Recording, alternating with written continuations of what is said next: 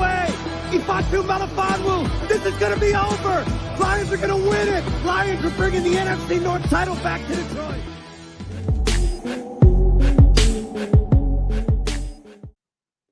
All right. Well, hey, good evening, everybody. It is Friday, April 19th, 2024, and we are getting into another Rocked On Detroit Lions off the cuff podcast episode. You know, it's your ultimate Detroit Lions fan destination. Appreciate you guys all joining me tonight. Of course, this podcast is brought to you by Rocked On Detroit Lions, Rocked On Podcast Network. As you can see on the hat, we had our first custom hat made today. Getting it tested out. I think the next one's going to be the Compton style. I don't know. I'll let you guys decide how we should do it. But you know what time it is, guys. Look, this channel, we're going to bring the heat, the latest news and rumors tonight. We're going to dive into some analytics, some stats, some draft talk, NFL history, you name it. We're going to be getting into it tonight. We also have a special guest with us here tonight. He goes by Chef Talks Lions. Let's give him a warm welcome. Rocked On Detroit Lions style. Hey, Chef Talks Lions. How you doing tonight? What's going on, you guys? What up, though? So good to have you on. It's been a while. We've been chatting for a little bit. By the way, Chef Talks Lions lives in Australia. So what time is it there? Let everybody know how early you get up to do this. Oh, right now it is 10 a.m. 10 a.m. And he is ready to get into it. Looks like you froze up on me there for a minute. We'll have to pay attention to that as we go. Hear me? Oh, we can still hear you, but you're a little frozen at the moment. All right, no problem. All right, so let's get into some draft talk. I guess I really wanted to kind of shape this as to what you see fits, the Lions right now. Whatever options may present to the Lions during, the draft, any opportunities that the Lions may have to move, up and down, sideways, whatever on the chessboard on draft night, But before we get into that, I want to point out something that was brought up in a chat earlier, and I had to dig into it and find it for myself just to make sure it was accurate. And I found this really interesting. So Dan Campbell, Texas A&M, RAS score 10.0. Perfect RAS score. Your coach, Dan Campbell, has the best tight end RAS score I've ever seen. Might even be the best one ever. What do you think about it? That's crazy. I mean, I didn't know that he was that athletic. I saw him playing, obviously. But yeah, so that gives us a reason why he went up and grabbed Laporta, because he was like, oh, he's sort of like me. But how can you? The funny thing is, like, your coach can say he was better than you, at least as athletically. You know what? What was Laporta's RAS score? I think it was like a 9.96 or something like that. I think it was a 9.2. Because I know there was a comparison with Brock Wright, and Brock Wright was slightly more athletic than Sam Laporta, very slightly. So Sam Laporta's RAS score 9.25. Yep, you hit that one right on the head there. So let's do a little comparison here while we're at it. So we've got elite explosion grade for Dan Campbell. Does it say his hand size? So obviously this has changed quite a bit over the years, but height 6.5 weight 263. No, 6'5". I'm sorry, not 6.5 inches. Like Dan Campbell's a big boy. Weight 263. Sam Laporta is 6'3", 245, and vertical 35 inches, broad just over 10 feet. Where's Dan Campbell at? Vertical 36 inches, so they're separated by an inch. Broad is almost identical. 40-yard dash 4.59 for Laporta. Ooh, Dan's a little slow. 4.85. Dan's a little slow. Yeah. But I tell you what, man, it's funny that when you look at these things and you get to compare them years later. Look, Dan was not some standout athlete in the NFL. I mean, he was good. Like, he was good, but he was your typical blocking tight end. He made his big plays when he needed to. He was just an all-around good football athlete, where Sam Laporta is a pass-catching tight end, so they're kind of different. But I found that interesting. So shout out to the Bulge Army for throwing that in the chat today, making me aware of it, man. It's always good, always fun to talk about Dan Campbell as much as we can. As much as we can. So number one, let's kick it off, man. What are the current strongest and weakest positional groups for you? So I'm trying to relive the podcast from the other night and talking about it. I think it kind of helps us shape, where we go in the draft. So let's start with offense first. There's the depth chart currently. You view as the strongest positional group right now that the Lions potentially don't need to target right away.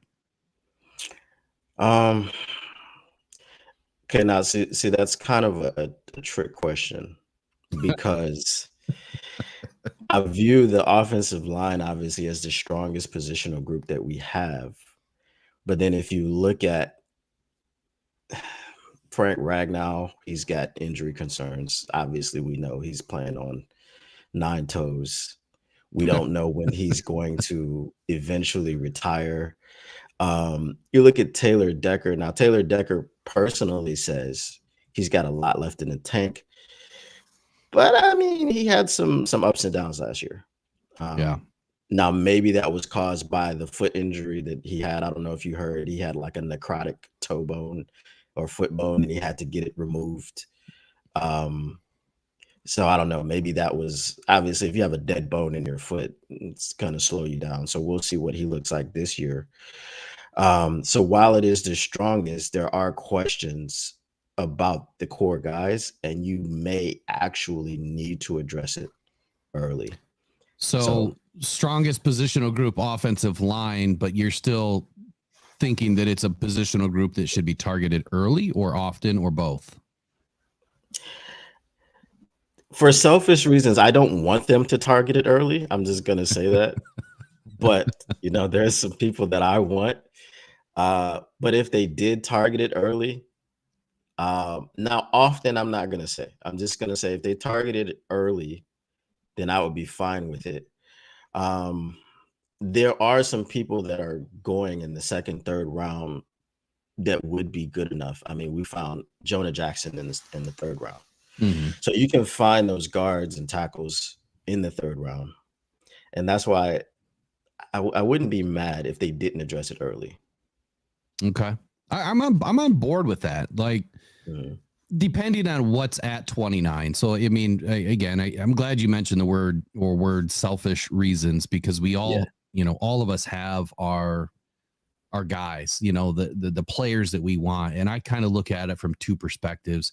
This is the guy I want, then this is the guy I think that they're probably going to go with, or the positional group, at least, that they're going to go with first. But I think it depends on what happens. So, if the Lions stick at 29 and Kool-Aid comes off the board at 26, 27, if Darius Robinson somehow sneaks off the board even earlier than that, or at 28, well, then I think the Lions are probably taking an offensive lineman or a receiver, but not to get too far ahead of ourselves. So what would you say our weakest positional group is right now? I'll throw this back on the board here. Okay, now this is another trick question, because depending on what they do, I think right now that our cornerback room is the weakest room. Okay. Now I do like Carlton Davis, what he claims he'll do here, be a shutdown corner. I do think Amik Robertson is a dog. And personally, as an ex-corner who is undersized, I do like the mentality of Amik Robertson. But if they were to complete that line, then I think we'd be okay there. But as far as depth, we do need more depth in the cornerback room, definitely. So more depth in the DB room. You're viewing it as a weak link right now. I guess maybe reframe that for me. So it's the weak link right now, but if they were to leave it alone in the first round, would you be okay with that? If they left it alone and they addressed the edge position so that they could complete the line, I'd be fine with it. So you're wanting them to go potentially go D-line first pick? Yes, please do. All right. Weakest positional group. And this is, well, I guess that was defense. Now you got to give me the offense. What was your weakest positional group on the offense? We have to say wide receiver. We can't really say that because, I mean, we had the best backfield in the NFL last year. So we can't really say running back. If we get on our hot take perspective, we could say quarterback, but you know, that's just for the sake of argument. So I'm gonna say wide receiver. If you said quarterback was our weakest link, I think that your stream would probably glitch out the rest of the night. I'm just saying for the sake of argument. I'm not saying, you know, listen, I am a golf guy. Okay? Yeah. I was not I own it 100%. When Goff came here year one, he was terrible. And I was not a golf guy. I wanted him out of here on the fastest thing smoking. But as he evolved and he developed in Detroit and in this Ben Johnson offense, he's won me over with his play. He's won me over with his leadership. I don't have any problems with Jared Goff. There's no Jared Goff slander here. Does he have some limitations physically? Yes, he does. But he's very intelligent. As I said, he's a bona fide leader of men. So I have no problems with Goff. You're not going to hear any Goff slander from me. You know, let me defend Goff for a little bit here in 21. So, I mean, he came into a team that was completely gutted. More than 85% of the roster was changed in year one, and he was given hand-me-outs. I mean, like, you know, goodwill wide receivers. You know, when you look at where you're shopping, they weren't buying receivers off the rack for Jared Goff. You know, these were, you know, terrible options. And then they were all hurt. So, you know, he enters like week 2, I think, with one wide receiver. And then before, I think week 8, I mean, it was Amon Ra, like, was the guy, you know, like he was the only one left, it seemed like. So I'll defend him a little bit and say he didn't get off to a great start because he didn't really have a good team around him. You know, it's a big time transition. So, all right. I'll rebut you very quickly. Sure. Because you're a little bit older than me. So do you remember the movie Necessary Roughness? Oh yeah, of course. Do you remember the scene when the dude was running around like, blow the whistle, blow the whistle, blow the whistle? No, I don't remember that. No. Okay. You go back and look at that scene. That was Jared Goff when he first got here. All right. He didn't have the team around him, but he also wasn't making the soundest decisions like throwing the ball out of bounds on 4th down, things of this nature. So it was the whole, for me, it was just his preparedness to go into the game.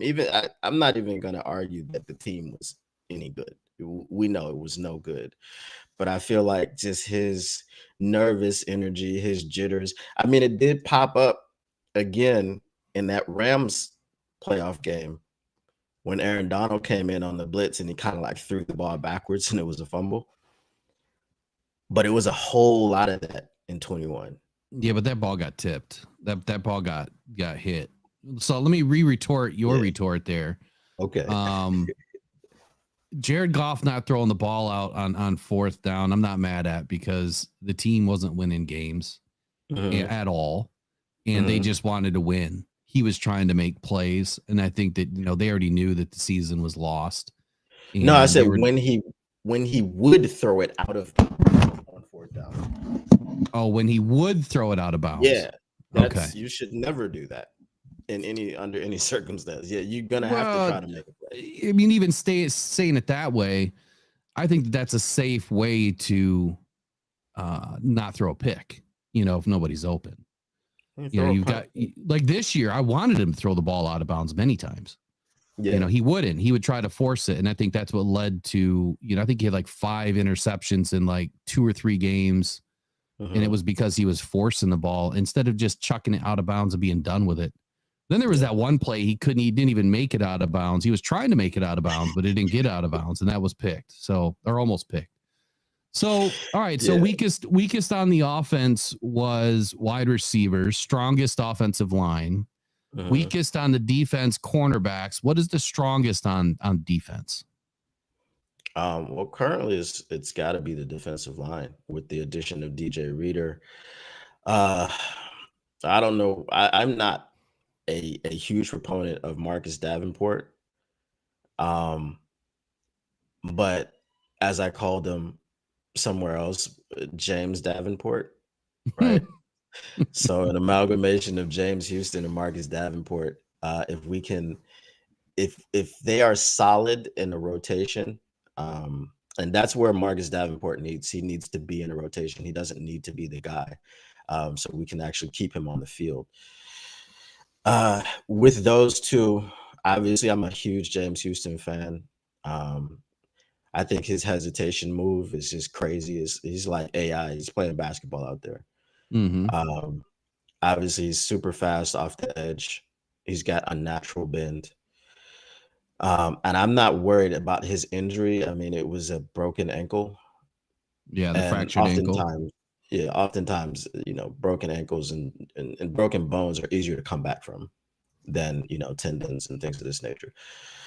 So if those guys, and that's a big if for Davenport, if those guys are able to stay healthy the entire season, then I think that they offer something pretty good, a lot better than what we had last year on the other side of Hutch. Do you know which ankle James Houston, which leg it was, right or left? I'm going to say left. I don't remember. I don't remember. So here's what I'll say about his injury is if it's his right leg, which is his leg to bend with. Yeah. That could take a little bit of a punishment, on the bend. Like the bend could be not what it used to be, and not being able to plant and feel comfortable planting. We just don't know what he has left. But on the Davenport thing, so if you go back and look at Davenport's stats, the guy is number one, when you watch his tape, really great at setting the edge. And he's just really, really good, solid at setting the edge. And that's what this defense is all about. Set the edge, stop the run, don't overcommit, don't get behind the quarterback. Obviously Aiden Hutchinson sometimes has a little bit of difficulty with that. He gets too far off the edge or too far behind the quarterback. He dialed it in quite a bit last year. Just, year over year, big improvement. So Davenport's been doing that at a pretty high level. Last year, he battled a ton of injury, right? Yes. So did DJ Reader. And so what I said in the last show when we were talking about Reader, or when we were talking about Davenport, is if we can even get him back, 75, 80% of where he was in 2021, he will be heads and shoulders above anything that we've had on the outside in a long time on that side of the defense. So I'm expecting that. I mean, I am. I'm expecting that. I'm not going to give up on the guy, but I think that's steering the ship into where, obviously, I think I know what you want to take first, with the first pick, but will the Lions stay at pick 29? That's been the question. Are they going to stay there? What happens if they don't? I hope that they don't. And from the aspect of, if you're looking at this team, you're looking at the holes that we have, which are not very many. If you're going win now, I don't believe that you need 10 picks or 7 picks or anything of that nature. I understand that this draft is the meat of the draft is in the middle, from the second to the fourth round. And generally, I mean, a lot of drafts are that way. You can find a lot of talent. But I mean, for me personally, I'm just like, if you want to win now, let's go ahead and trade up to draft only 2 guys. I'm only trying to trade up for one of 2 guys. Trade up for those guys, grab one of them, and be done with it. This makes everything so much better. It helps the secondary. It helps the linebackers. It helps everyone. So repeat that for me one more time. You think the Lions should trade up and just go in and go all out? Yes. So I kind of said something similar to that the other day where, do you need 3, players out of this draft? Is that what you really need? Just 3, extremely good players that can help you on day one. Last year, Brad Holmes wanted 2, right? He said that he needed 2 impact players out of that draft. He got 4. So he's ahead of the curve, right? Mm-hmm. This year, what do we really need? If you were to boil it all down and we were to assess the depth chart, in my opinion, I would say, yeah, you still would love to have that second dominant defensive end opposite of Aiden. I think that everybody would want that position because it in a lot of their people's minds, it makes the most sense. Like if you're already strong at one position on the defense, why don't you double up and, make it doubly as strong on the other side of the defense? Right. Right. But then you also have to look at corner. Like we do not have a man press corner on the outside right now. Yeah, they say Davis can do it. He has done it, a large majority of the snaps, playing the outside, but we haven't seen him do it, in against these receivers that he's going to go up against in this division. So I think that having a solid man press corner is a big need. And then linebacker. I think that our linebackers are solid, but we could really use another linebacker that's really good in coverage and someone that can also get after the quarterback. And so who would you take at a linebacker? I'm not there yet. Yet. I honestly don't know. Linebacker, I don't like this draft for linebacker. I think if you're going to get a linebacker, you got to get one early. And that's why it's tough for me because I don't want to see him do another Jack Campbell in the first round. Even though I like Jack, I think he's great. I think he's going to be fine. I don't want to see it happen that early in the draft. Maybe late second round, second, third pick. Maybe a linebacker is possible. And I think that's where you're going to have to be. So to evaluate the roster, I think that on the defensive side of the ball, you need 3 key positions. You're going to need a right defensive end. You're going to need a left corner that's opposite of Davis. And I think you're going to need another linebacker that can help this team win by getting to the quarterback. So my next question to you is, out of the linebackers, and we'll come back to pick 29. So out of the linebackers, do you see any of them as pure pass rushing style of a linebacker? Pure pass rushing style. James Houston is labeled as a linebacker. So is Dallas Turner. Yeah, technically, there's a big difference. Yeah. So he's technically labeled as a linebacker, but I don't think he's a linebacker. I think that he's a small defensive end. Right. I think that's what he is. Right. I know Edgerrin Cooper is pretty good, but he's really efficient in the pass rush because he was mostly a coverage linebacker. But I think it was something crazy. Like he had 8 sacks on 80 pass rushing snaps. So every 10 times that he rushes the passer, he's going to get a sack. That was like James Houston's numbers when in his rookie season. Yeah. So, I guess we could say Edgerrin Cooper. But on the Lions, do you see anybody on the Lions that is a pure pass Lions? Yes, on the Lions roster. No. Yep. No.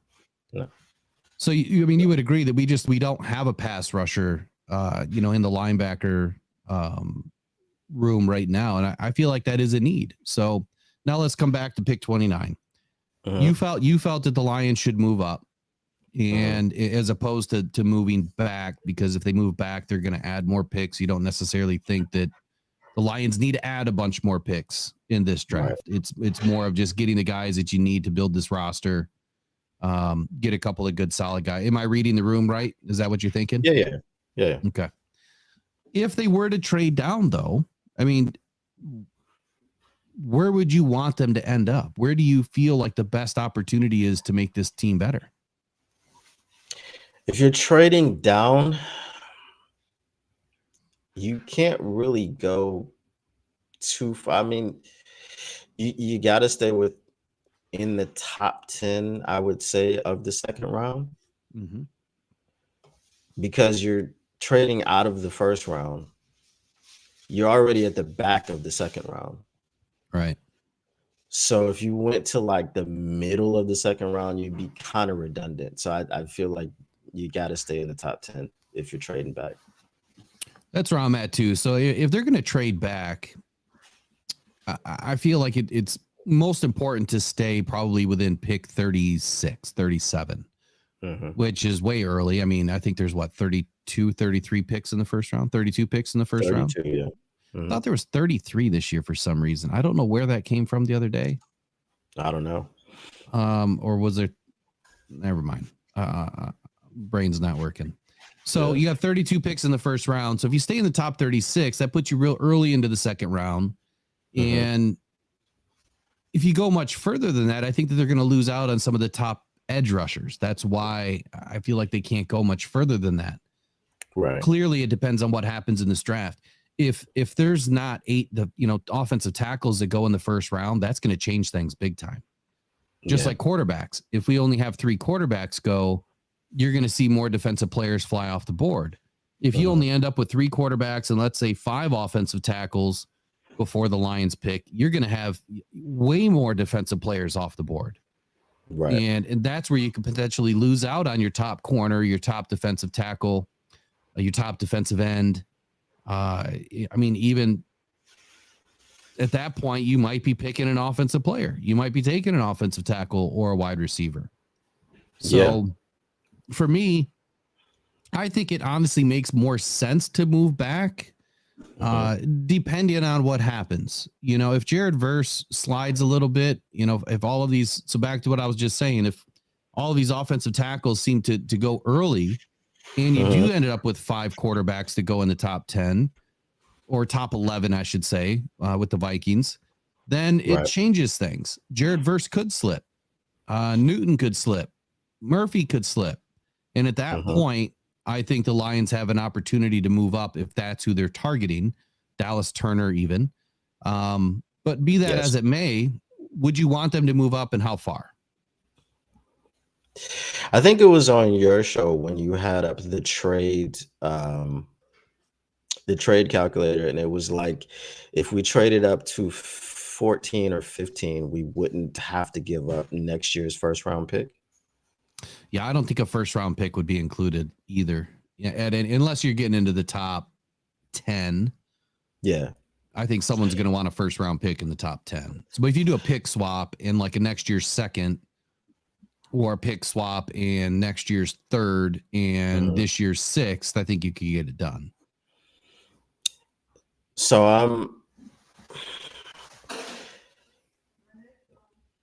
I'm looking at 12, but then again, as you said, it depends on what is the run. Are they having a run on quarterbacks? Are they having a run on offensive tackles? But 12, I think my issue is Atlanta. I don't know if Dallas Turner would get past Atlanta. Is Dallas Turner one of your top picks? Turner and Verse. Those are the only ones I'm looking to trade up for. Okay. So if Turner gets past Atlanta, then there is the Bears, which I really don't want him to go to. I'm hoping the Bears would go ahead and, because they're going to take Caleb Williams first. Go ahead and get him an offensive lineman. Let that man grow with his offensive line. You need someone to protect him. You don't need an edge. Yeah. It's been speculated that the Bears are interested in taking a top edge rusher. And it's kind of Yeah, funny but because Ryan Poles has spent so much assets and money on this, the defensive side of the ball that it's just not working out yet. Let everybody else have some defense. You just go get you an offensive tackle or a center, someone that can help him grow and develop, because the Bears, I don't know if you know this, they're really bad at developing quarterbacks. They're really bad at developing anybody, honestly. And they're not helping themselves by grabbing this mesh, whatever you want to call it, this dirty pond water of all of these different types of athletes and attitudes and personas, and that they just don't gel. You know what I mean? It's not a team that is built, in my opinion, not because I dislike the Bears, but to look at it professionally, it does not make sense with what he's doing. And I'm not just saying that. What's that? It's the dream team. Remember Philadelphia did that? Yeah. And it doesn't work. No. It doesn't work, because the minute you lose somebody, to injury, which is going to happen, that totally changes the dynamic of the rest of the team around them. And sometimes it's far too great to make up that loss, as opposed to having that camaraderie and that, what we call the grit, and everything else on this team, that the Lions have developed this culture that it's next man up and they're going to go earn it. They're, that's what they're doing all off season long. And we don't see a big drop off, down the roster. Some of the offensive linemen we do, but we don't see a huge drop off. It seems like everyone kind of, works it out. And look, whatever they're doing in Allen Park, it's working. But what they're doing in Chicago is not working. So to your point, yeah, I hope that they grab an offensive lineman for Caleb Williams. I think that would be the smartest move for them, because not just because I want a defensive player to fall, but honestly, I think that I've pegged their second pick to either be a receiver or an offensive lineman. At 9. If they don't trade back, they could trade back. You have to get them somebody. I mean, I don't know that receiver is a great need. But then again, you don't know what Keenan Allen is going to give you. Keenan Allen is a guy that misses a lot of games due to injury. So, I mean, receiver would make sense just so that you can have a reliable target, especially when he goes down, and how many games is he going to go down for? We don't know. Right. So if they grab a receiver, if they grab an offensive lineman, those things are great for us, especially if we're trading up. All right. So let me pin you down on this. So Lions are trading up. Walk me through it. You want the Lions to move up from 29. Let's just say 4 quarterbacks go in the top 10. Jared Verse is there at 15. Turner's there at 15. Terry and Arnold's there at 15. What's the play? What are you doing here, Will? What's the play? All right. So here's the thing. Turner, and it's really weird, right? Turner is widely regarded as the best edge in this class. If you look at the top 3 edges with Turner, Latu, and Verse, out of the 3 of them, Verse has been called the most complete. So if you're saying that Turner and Verse are there, so obviously if you look at the sack numbers, well, I'm painting the picture that those 3 players are there because then you have the choice, and it makes sense for the Lions to then make the move. And I'm trying to make the choice. All right. I'm trying to make the choice. It's a hard choice. It is. That's where I'm going. So if you look at the sack numbers, I believe in 22, Turner only had 4 sacks. And then he had 10 last season. Verse in the 2 seasons that he was at Florida State, he had 18 sacks. So Dallas Turner over 3 seasons has 22 and a half sacks. Jared Verse over 2 seasons has 18. So, I mean, is the drop off really that much for Verse? and I'm talking myself into taking Verse over Turner. So you've painted me into a corner, and I've never done this, but I'm talking myself into Verse over Turner. Now, the thing about with Turner, I think what he's going to help us with is his speed off the edge is going to help us against the mobile quarterbacks. You talking about so Jared? now Turner, but okay, I mean, Verse isn't. He ran a 4.5. Turner ran a 4.4. It's really not that big of a difference, right? It's minimal. Man, you got me over here thinking Jared Verse, man. Over Turner. Can I do that? Can I take? Okay, I'm not gonna do that. I really like both of them, but I'm gonna take Dallas Turner. Now, the reason I'm not taking Terrion Arnold, because like I said, if you complete that defensive line, let's say Marcus Davenport does kind of return to form, that on that right side is just going to be crazy. Like, you're not going to be able to run over there. You're not going to be able to roll out and pass over there. It's just going to be very difficult for the quarterbacks.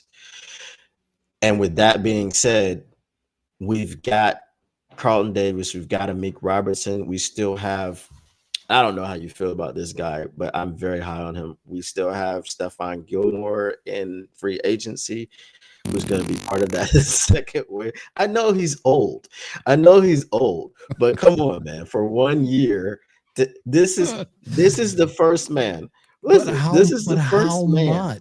How much for 1 year, though? How much for 1 year? Probably 10 million for 1 year. Do you think he's going to command 10 million? Yes, I do. But what did he get last year? Was it 10 million? I don't think it was. Hold on. Keep going. I'll look him up. So I know he's old and everything, but his mental prep, like his tape, you have to watch how he breaks down tape, and he understands tendencies of every team that he's going against. So I think that makes up, let's say he lost a step. I think that part makes up for him losing a step. And he is still the only cornerback since Deion Sanders to win Defensive Player of the Year, which, oh, by the way, has only been done 5 times by a cornerback in the history of the NFL. Did you say Gilmore or Lattimore? Gilmore. Okay. You thought I said Lattimore? Yeah, for some reason I heard Lattimore, but my answer is still the same. With Lattimore, you'd have to trade for him. Yeah, and he's got a massive contract. He's got a massive contract. Yeah. Gilmore, you could just sign him. So that veteran guy on the outside, we know he can play press man. He can still do it. But again, Gilmore is going to be helped by a Turner or a Verse. So not to interrupt you, but secondary. Gilmore last year made 10.9 million. Okay. Year before that, 10.9 million. Okay. So I have no doubt in my mind that he's going to be north of 7 million. North of. Okay. Which at 7 million, I would probably say okay, but 33 years old. That's the part that worries me the most. I don't know, without diving into his stats last year, what he did with the Cowboys. His stats last year were not extremely far off of his Defensive Player of the Year campaign. So he played in 17 games. He started in 16 games, 972 snaps, played 96.1% of the snaps on defense. He had 54 solo tackles, 1 forced fumble, 2 interceptions. When did he win Defensive Player of the Year? 2019? Yeah, he had 6 picks in that year. He averages about 3 picks a season. So, I mean, he's still playing at his average level that he's played the last 3 seasons. I mean, he really hasn't let off. I mean, in 2021, he had a terrible year because he only played in 8 games. But outside of that, he's been relatively healthy almost his entire career. The last 2 seasons, he's been pretty darn healthy. But anyway, I mean, look, if the Lions were going to bring him in, something tells me that they're still holding back on some free agents until after the draft. You know, they're going to see who they pick up, what makes sense. You know, if they grab a corner, obviously I think the free agent market is then closed, you know, outside of, you know, lower tier depth options. But I would say that the free agent corner market would be closed for the Lions if they grab a corner early. Only because. And I'm fine with that. Yeah, and then I would be too, but I think only because then, you know, you got guys that are gonna be like, okay, well, where do I fit? You know, am I gonna play? Where do I fit on the roster? And that's the biggest question as to why, you know, some of these guys wait until after the draft to then sign. You know, people are wondering why are all these great safeties still not signed? Right. And it's because they're waiting. You know, it'll after the draft, they'll get it figured out. But not to get too far off on a tangent. So if you're at pick 15 and you had all three of them available, you said Turner. Yeah, I'm going to take Turner. So, but you got me second guessing Verse now. Well, here's why you should second guess Verse. In my opinion, the guy is extremely consistent. Last 2 seasons at Florida State, both seasons he had 9 sacks apiece. The thing that here's how I view Turner. I view Turner as a very high ceiling prospect. He's someone that has not shown us everything. He's young. When I look at Verse, I see someone that's already like, and I don't mean this in a bad way, aged, right? So if you take a block of cheese, right, and you've got to age it for 20 years or whatever, I don't know how long you age Parmesan for, but I think it's 20 years. Okay. So let's just say, you know, a good block of cheese, you got to age it for 20 years. I think the Verse is already in year 10. Whereas Turner's probably, he's probably in like year 5. And the reason why I say that is because I feel like Verse has more complete skill set than compared to other players. Vicious hands, extremely good hands, sheds blocks with ease. But I feel like his ceiling's a little bit shorter, right? We're already seeing what he can do, and he's going to give it, you know, in year 1, he's probably going to be the best overall defensive end if he stays healthy for a rookie class. And it'll probably be great for the first couple of seasons. And then, you know, the guys that were behind him, you know, in you know, developing their craft are going to start to catch up, like Turner. I love Turner. And people on this channel know that I put together this whole spreadsheet, this whole scoring system, and Turner was my top rated defensive end. There was a couple other like lowly, you know, 7th rounders that graded really high. Like, I mean, even Marshawn Nealand and Darius Robinson graded out really high, but they had some not so elite areas too. So for me, look, if the Lions are going to move up that far, and I think the way that Brad Holmes has been talking about some of these corners, I think he's taking a corner if he moves up. I really do. I really do. At least I'm going to tell you that now. Now, next Wednesday in the pre-draft party that starts at 6 p.m., that's where you're going to get my real story. Remember, I'm just giving you guys a bunch of BS right now because I got to keep some stuff hidden, or then maybe I'm not. Maybe I'm not giving you BS. You'll find out on Wednesday. But I do like Verse. I really like Verse. I think he's an instant asset to this defense. I think that he's somebody that is going to elevate the defense overall. I think it could be a great fit mentally. I think the dude is on point. I've listened to some of his interviews. I really like the kid. But Turner, I wouldn't be mad at either. I love Turner. People know that, you know, that's where I'm at, man. It's those 3 guys, Terry and Arnold, Quinn and Mitchell, Kool-Aid, or not those 3 guys, those 3 positions. But Terry and Arnold, Quinn and Mitchell, I'm a little bit nervous about because of the lack of talent he's gone up against, but you can't debate his skill set and the fact that he plays clean and he's quick and his hips are like oily. Like the guy can flip and run like nobody's business.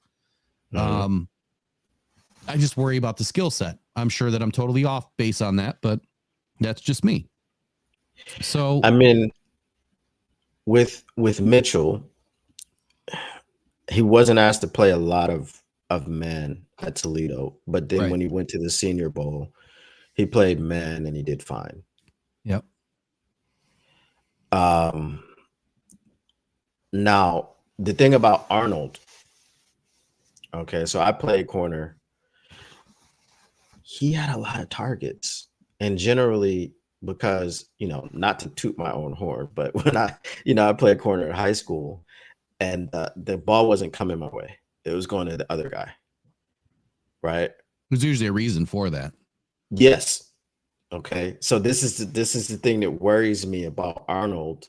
He does have some technique issues. He does miss with his hands. He can cross his feet if he misses the punch with his hands, and all of his weaknesses kind of string together. The first thing is you miss the jam, and then it just goes down from there. But all of those things can be coached out, and I think with this draft, it's very coaching heavy. So if you're talking about like Verse, the best point that you made about Verse is the 10-year and the 5-year aging cheese. All right. You'll never hear that from anybody else comparing what will be NFL players to cheese, but I just did it here on Rocked On Detroit Lions. There you go. So Verse is 10-year cheese, and Turner is 5-year cheese, right? Yeah. So the cheese that's older, he's obviously going to mature faster. And then when you look at Terrell Williams, who Dan Campbell has said is the best defensive line coach in the NFL, if he's able to get his hand on someone who is already closer to complete, that's just going to add more tricks to his bag sooner. Yeah. Whereas Turner, if he came here, maybe eventually because of his ceiling, he would be better than Verse. But if we're talking about going to win a Super Bowl, getting back to the NFC Championship game, and then going to the Super Bowl, obviously Verse would be the one that would impact us the soonest. Yeah, right. Absolutely. All right. So I've officially talked myself. You've helped me to talk myself into Verse. I mean, I was already, it was like I've been saying trade up for Verse because I just didn't feel like Turner would be an option. I don't think he's getting past Atlanta. It's the hypothetical game, man. It's what we love to play, prior to the draft, and then the draft happens, and then we're all, sitting there with our pants to the ground because we didn't get anything right. So, definitely I want to didn't get anything right last year. I got 5 right. Did you? I got the Lions' first 5 picks spot on. Oh, dang. Yeah. Okay. It was written. It's in an article on Rocked On Podcast Network. You have, and it was, and I did it live too. So, shout out to Eric Rintamaki. It's funny that you brought that up because that was going to be my trivia question tonight. So let's just have it. Have the Detroit Lions ever worn a color other than white, black, blue, or silver? And the answer was red. So back in 1948, the Detroit Lions had red socks that they had worn briefly with the black jerseys. And I just learned of this the other day. I never knew that they had worn red socks. So didn't they have red jerseys as well? They had a red jersey too. Yeah. I don't know for how long. I don't know if it was just an alternate or what was, but there it was interesting to me to find out that they had another color, and that they were one of the only teams to ever do it. So I thought it was interesting. Yeah. So I learned that yesterday. let's talk more about this draft here. So now I really want to get into some other mock drafts, and I guess let's walk through a couple of these. And I'll start with the first one. The Athletic has the Lions trading out of pick 29.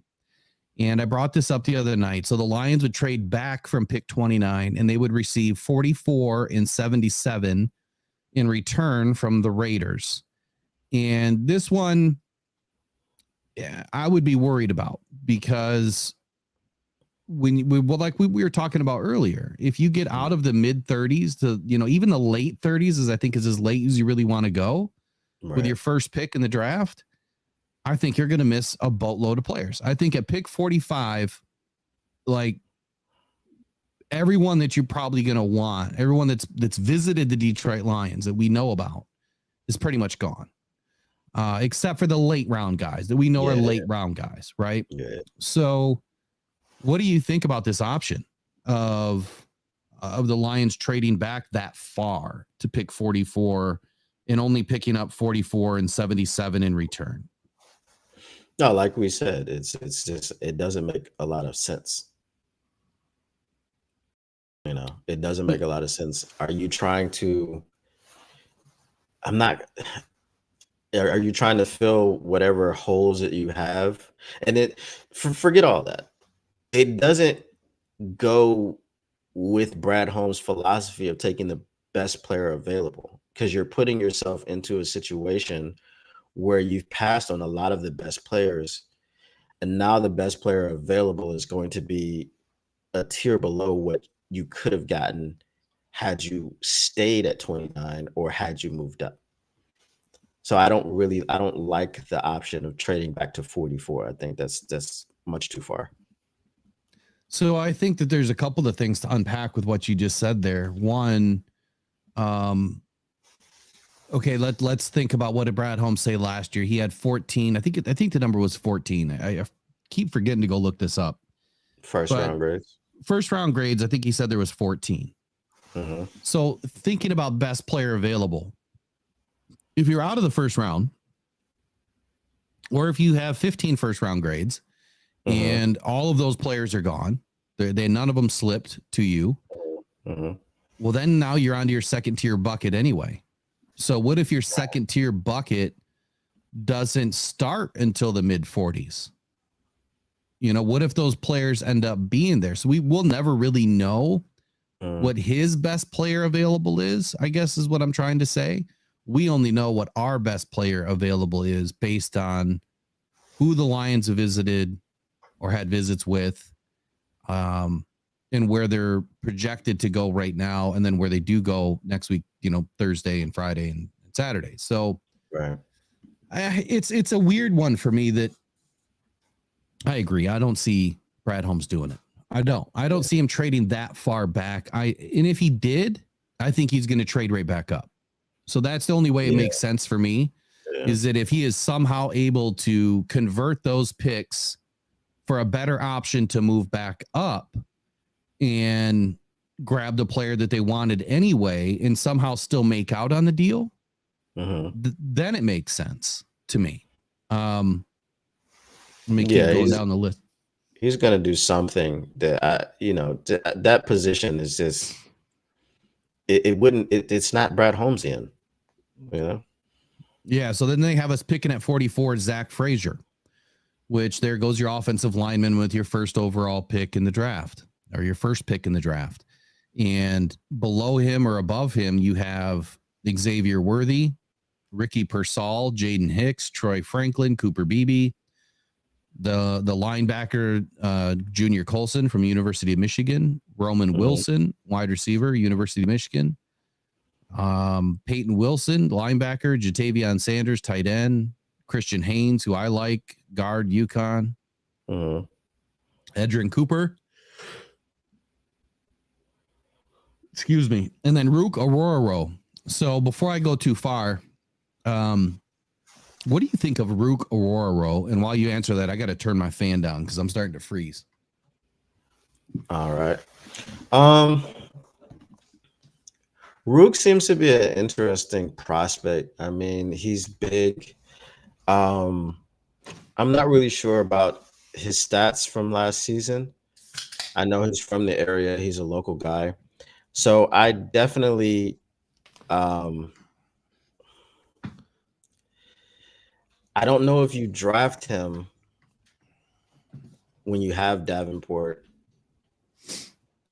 I don't know. I don't know if you make that pick. Now, if you're making it in the second round and you've already picked someone else, then I'm fine with that. But if that would be, for example, they trade back and then that's your first pick, I wouldn't like it. To answer your question, Adam, I just opened up an Alani cherry slush energy drink.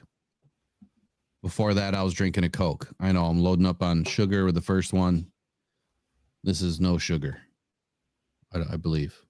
Try to stay away from the sugar. So, look, I like Rook. He's a tweener. He's inside, outside. He can play inside the tackle and outside the tackle. Right. If you can pick him up as your second pick, which right here at pick 61, they had us taking Braden Fisk. I don't think Braden Fisk slides all the way to 61. I mean, he went from a first round, draft or a first round grade to now somewhere late in the second. I don't see that happening, but I love Rook. Let me move on to another mock draft here. So I picked 29 Lions. Go ahead. No, my question. Yeah, like as I said, him as the second pick, I would be fine. But if you're trading out of the first round and then you're just getting him, I don't really like that. But my question, and I've always wondered this, because I'm not a big mock drafter, is what is the new information that we've gotten since the combine that takes Braden Fisk from when last we saw him, he was doing the Kool-Aid, oh yeah, right? To now, he was supposed to be now going in the first round, possibly there, to now he's going in the second round. Like, what is the new information that we got about him? It was the combine. It was the combine. So his combine athleticism off the charts. Yeah, that moved him up. Well, right? no. Well, yes and no. I think that everyone already had Braden Fisk projected to be in a first round. And then his athleticism was insane, but it's his height and it's his arms. And that's what moved him down. That's what's moving him down right now. Okay. And there's got to be other information out there that we don't have. Right. There's this list that I'm trying to digest that is hundreds and if not thousands of pages long, called The Beast. Yeah, I have that. And it's way too long, but I'm trying to get through it. There's a lot of great information in there. Matter of fact, let me pull that up real quick because let's see what he says about Braden Fisk. All right.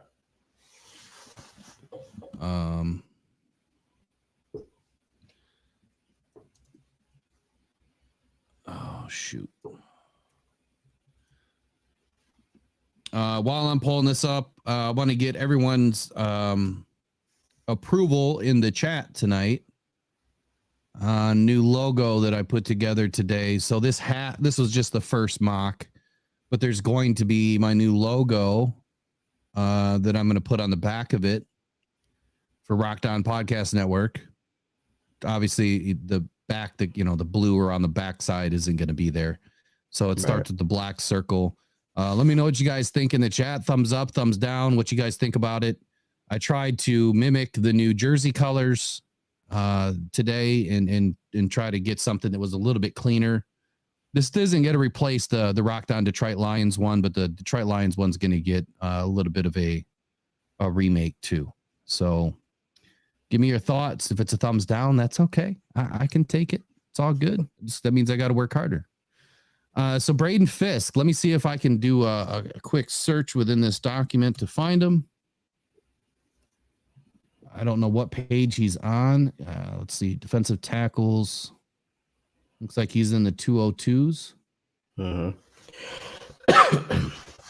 that thing is crazy. It's got a bunch of, how many pages is it? It's hundreds, dude. I don't even know. Yeah. I can go back and tell you in a minute. According to page 1, the index or whatever, the contents, not the index. At least 322 pages long. Yeah, I think the cornerback started in like the 220s or somewhere around there, or maybe even a little bit later. All right, so Braden Fisk, where are you at, buddy?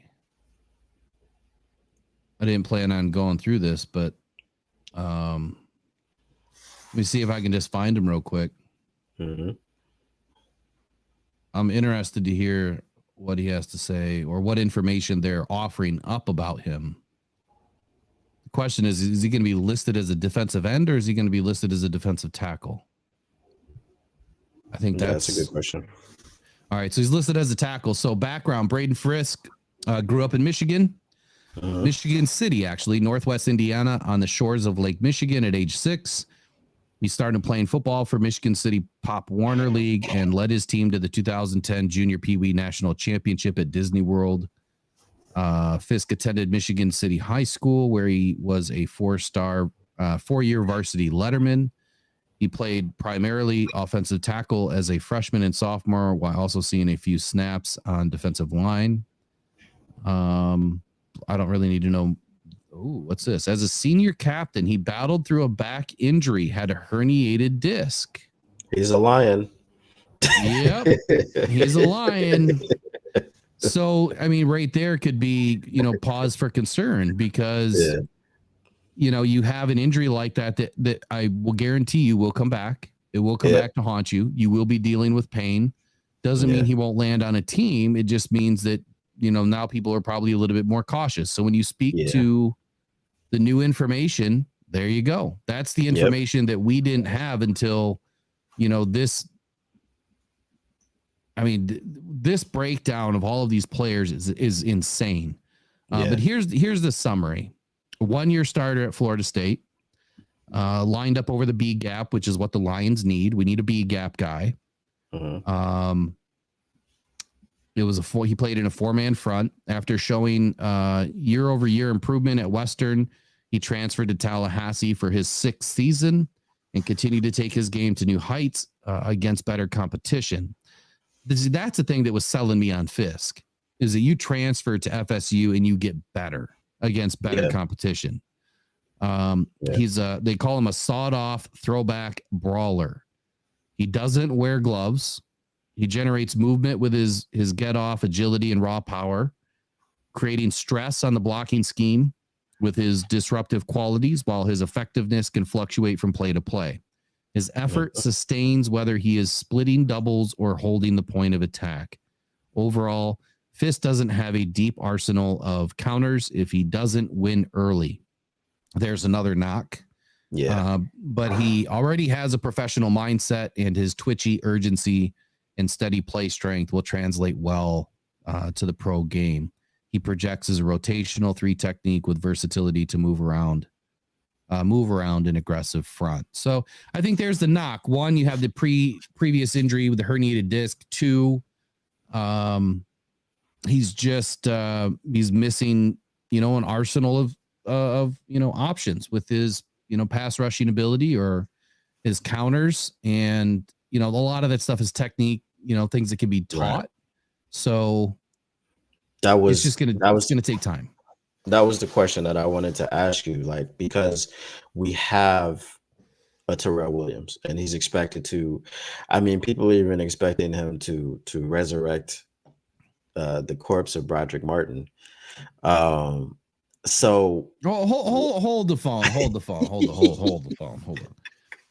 Come on, man. Look, Broderick, he was drafted to be a project. A project, yes. He was never going to play. He was never going to play last year. I'm not on that train. I'm not on the Broderick Martin was a terrible pick and he couldn't get on the field. As I said, I know he was a project. I know he was a project. I'm expecting a lot from him this year. Otherwise, that pick will turn out to be a nightmare. Yes. Yes. But what do you like if you have someone who is highly regarded around the NFL, and we've seen his proteges, develop and be great.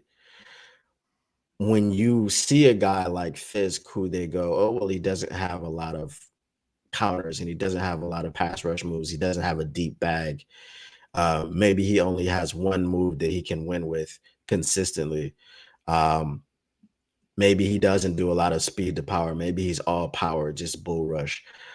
How much do you think, because I know you were a coach, how long do you think with a very, very good coach, with an excellent coach, how long do you think that takes for a player? And how much does it concern you or not concern you because we have now this type of coach? I think it depends on the player. Mm-hmm. There's only so much you can instill in a player to, they have to be able to be receptive, right, of what you're teaching them. Number one, they have to have an open mind. If it's just like in sales, right? If you're not teachable, coachable, or likable, a coach is going to give up on you. A sales coach is going to give up on you. So if Broderick Martin or, anybody in Broderick Martin's, shoes is likable, coachable, teachable, I think that the path to success is shortened. And as long as he is receptive of what's being taught to him, and then he works on it, outside of practice, look, he's got to get into the playbook. He's got to watch tape, a ton of tape. He's got to work on his finesse moves. He's got to work on his, his power, because he was really weak last year, really weak. Like, he was getting thrown around. And for somebody that big, that was one of the biggest knocks that I found on Broderick Martin once we took him and I started diving into him a little bit. He's super top heavy, like way too top heavy. And I don't mean that from a weight standpoint. I mean it more of like his weight doesn't shift well, right? So he doesn't anchor well, and he's got to work on that, which is stance. You've got to be in the right stance. You've got to have the right leverage. You got to have the right pad level. But to answer the question, there's really no timetable. You see some guys that, year 3, they pop, and you're wanting them to pop year 2. He may be a year 3 guy. He might get, much improved this year.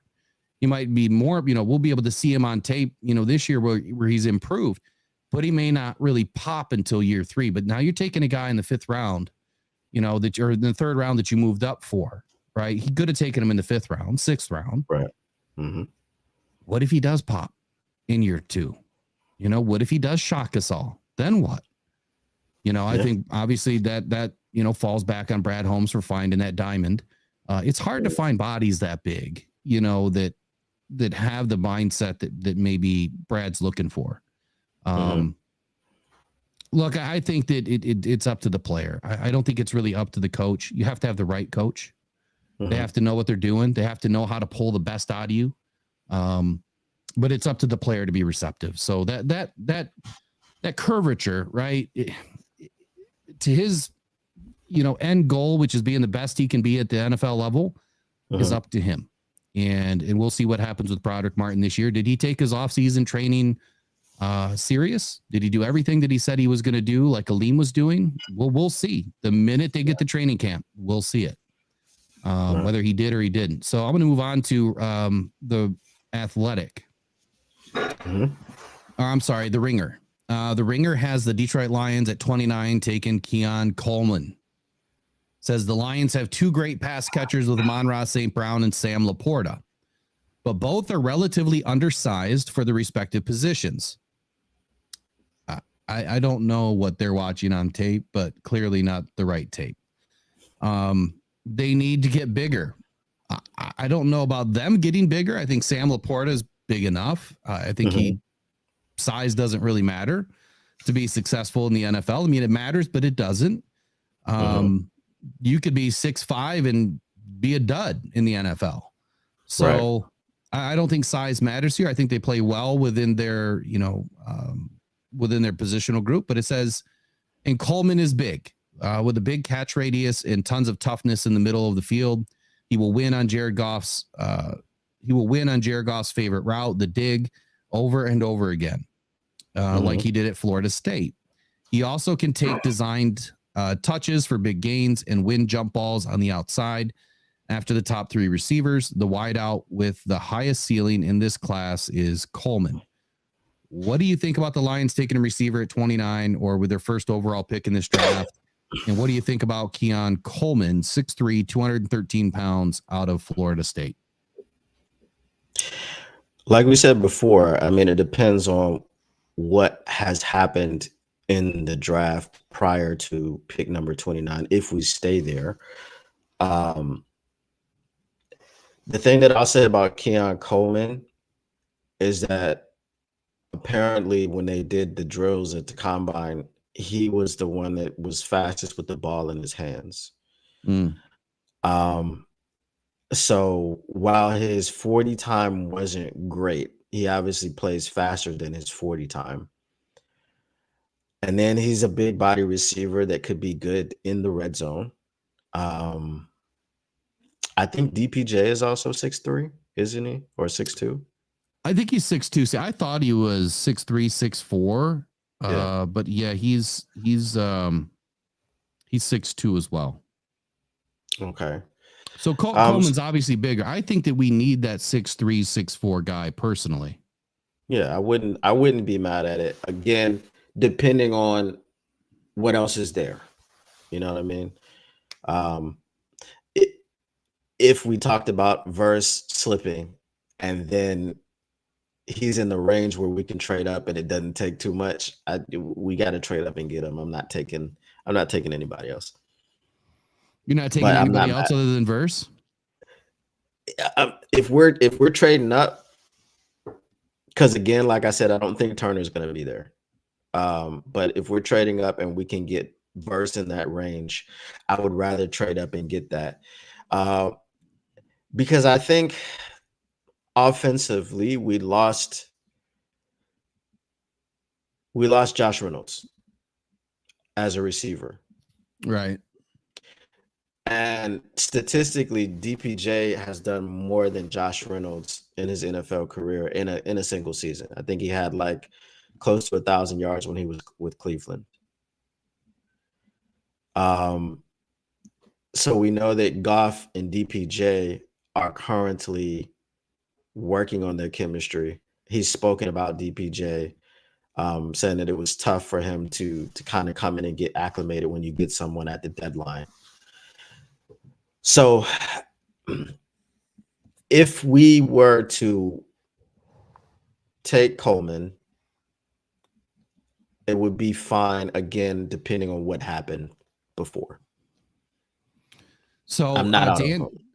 Yeah, let me answer Steve K's question in here real quick. And then it's after 9 already, so I'm already a little bit late on opening up phone lines and that. But so Steve K, why do we need a 6'3", 6'4" receiver? I mean, I guess the height isn't an extreme need. When I look at the receivers that fit the mold of being a boundary guy, an X receiver, the taller, wider wingspan, someone that can go up and get the ball, be a red zone threat.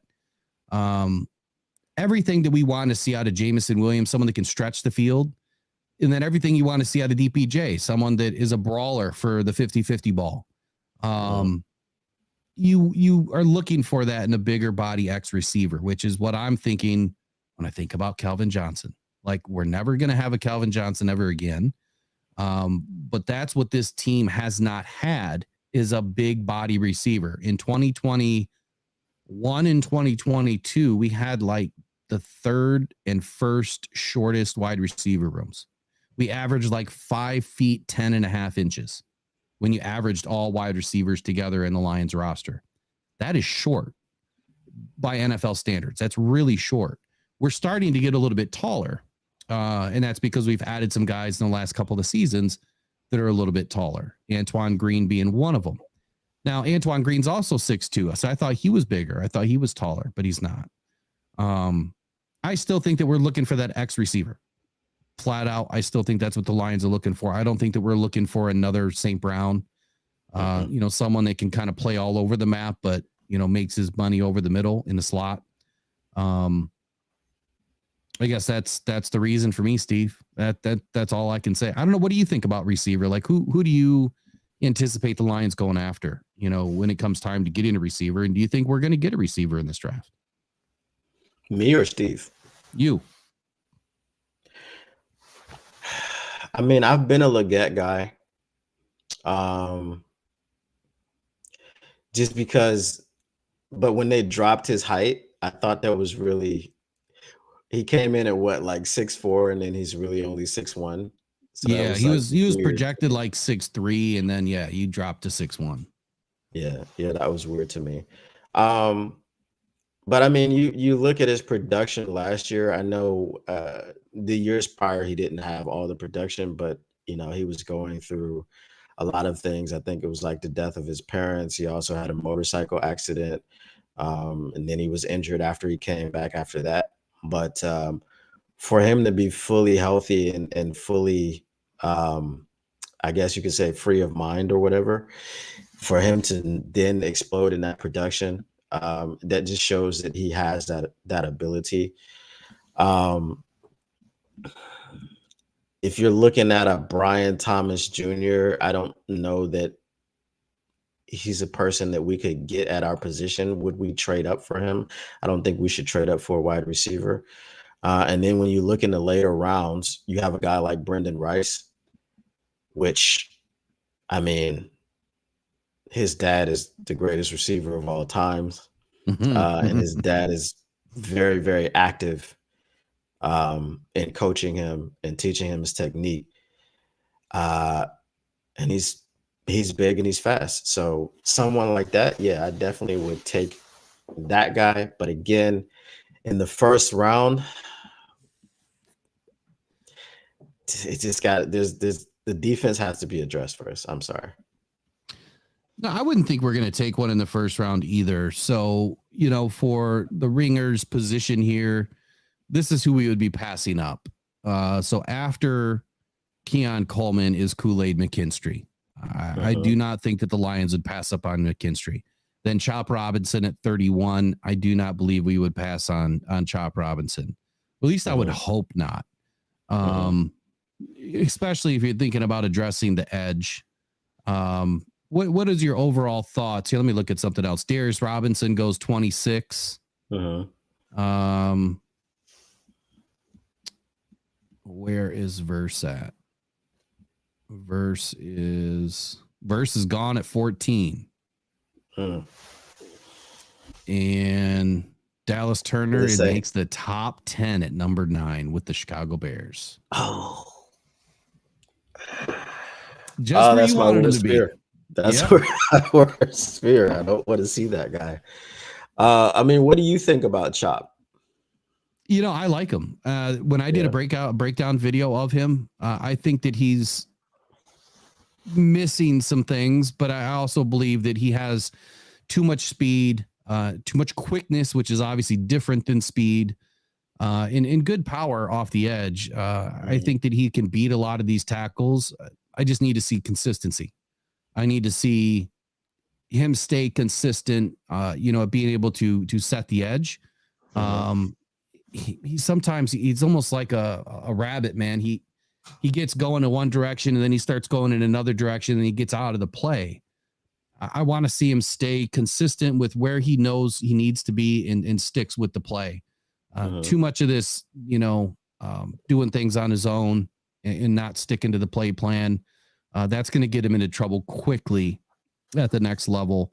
So consistency is my issue with Chop, but I do love everything else that he brings, which is quite a bit. So shout out to the Ornery U of M dad. He bought some more coffee tonight. Obviously getting your entries in for the raffle jersey giveaway next week. So next week, Wednesday pre-draft party, we are giving away 4 jerseys. And what that will be is 4 jersey gift cards. And the first 2 obviously are just straight up. You be there, you get in the show and you'll be entered. It's going to be totally random. And then the last 2 jerseys, if you bought entries, we will put all those people on a wheel and then I'll have to figure out how to do all of everybody else. And those will be for the entries.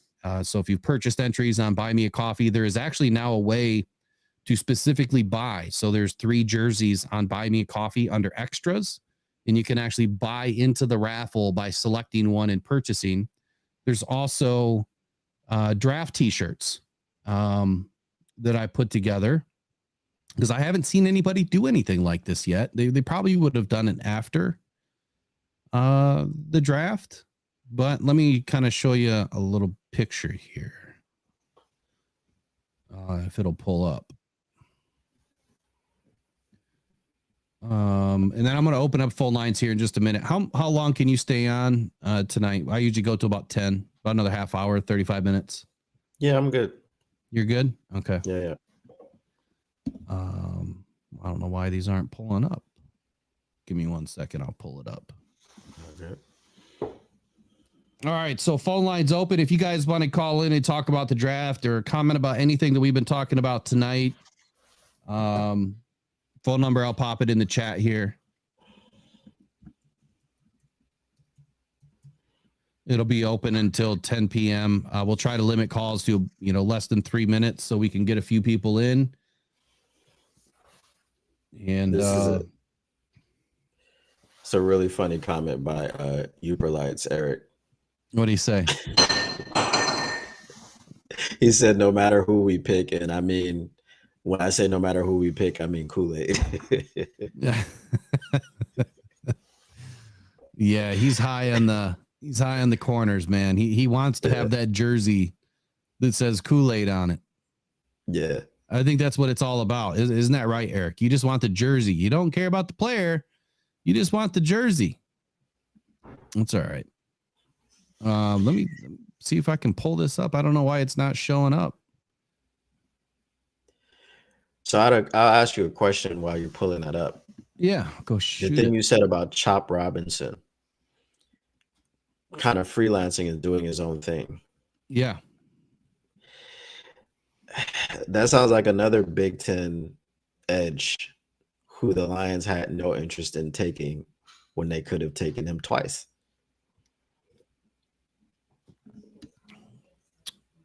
Who are we talking about? Wasn't that what they said about Chase Young? Oh, yeah. He's a freelancer too. Mm-hmm. Yep. But he's doing it at the pro level, even after all the coaching. So I just threw up the shirt there. I'll throw it up again. This is the only way that I could do it. Mm-hmm. But anyway, it says Detroit. I was there 2024 NFL draft. These are only $25. All sizes available. Shipping within a week. Should be by the time you order, a couple of days of processing, and then you should have it within 3-4 business days after that. So 5 to 7 business days. Again, all the money that's collected for these types of things just goes back to the channel, and we do more giveaways. That's what it's all used for. So if you want to get a unique custom t-shirt like that, or if you need something done, if you need something made, just reach out. We'll make something for you. So yeah, I guess if they're viewing Chop Robinson as a Chase Young, then yeah, Chop's off the board. Right. Because they had plenty of opportunity to grab him, just like you said, and they didn't. They passed on him multiple times. And then that could be the reason. They need someone, like I said earlier, that's teachable, that's coachable, that's likable, that listens, that, takes what they're being taught and then puts it to use. And I think that's where, the whole identity and the culture and the fit makes the most sense to Dan and Brad. It's got to be a specific guy. It just has to be. And it doesn't matter where we grab them in the draft. They just have to really fit what we're trying to do as Detroit Lions. And I think that's why Brad Holmes says not everybody can be a Detroit Lion. And it's not just because we only have so many picks. We could have all the picks, but we still wouldn't pick everybody because they're just not Detroit Lion material. I forgot all about the poll from earlier, but the weakest positional group overall, I put up 4: defensive backs, defensive line, O-line, and wide receiver, kind of the 4 that we were talking about. And 60% believe the defensive backs is still the weakest link. And that was 60 votes. I tend to agree. I think that offensive line is not a weakness. I do believe it is weak when it comes to our backups, our depth. Yeah. And that's the concern that I have. I think it's kind of the concern that you have too, that we don't have much depth behind these guys that are aging, that are struggling with some injuries. Maybe they'll be better this year because those injuries are getting cleaned up. But how much longer do they have, and until they just can't do it anymore? I don't know how much longer Frank Ragnow is really going to be able to battle through that foot. That foot bothers him every year, and it's always going to the rest of his life. So next up, Walter Football. Walter Football has the Detroit Lions at 29, taking Kool-Aid McKinstry. So we've had Kool-Aid McKinstry, Keon McCollum, and a trade back. So far, no edge. What do you think about Kool-Aid? Kool-Aid at 29 to me is it's a fine pick. Like we talked about earlier when we said Terrion Arnold was getting the bulk of the targets. There was something that the other team was seeing that they didn't want to throw at Kool-Aid. You know what I mean? So there is the issue of the Jones fracture that he's healing up from. And obviously that scares some people away. I think that's one of the things that pushed him down the draft board. Because going into the year, he was considered maybe even like possibly the top corner in the draft. So if we were able to get him at 29, staying put, not giving up any assets, I would be fine with Kool-Aid. So I didn't watch enough Alabama football to know, and I guess I should have picked up on this by watching his tape, both him and Arnold. Who played the left side and who played the right side? I think Kool-Aid played the right side. Yeah, I think. And they were throwing more Arnold, which would make, I guess, more sense, because the quarterback, a right-handed quarterback, that's true as well, is not going to want to throw across his body as often. Right. So to that point, maybe part of it was just because of the nature of the quarterback. But then again, something that they're seeing that they liked or didn't like, out of Kool-Aid that they didn't want to have to deal with. Yeah. All right. So lastly here, and phone lines open. If anybody wants to call, we'll leave it open till 10 o'clock. Lastly here, when we look at trade partners and, possibly, I know we've kind of glanced over this a little bit, but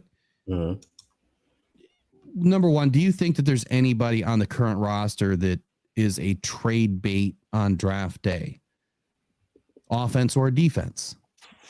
They're not someone that you just want off the team. Like, do you legit think that there is somebody that could be moved on draft day, packaged, to move up or move back or whatever Brad Holmes is going to do? To be fair, the only person that I wanted off the team was Will Harris, and he's off the team. I don't think anybody would want him anyway.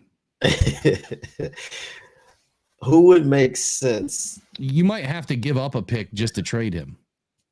Yeah, you have to give up a first rounder to trade him. Right. Who would make sense as a trade?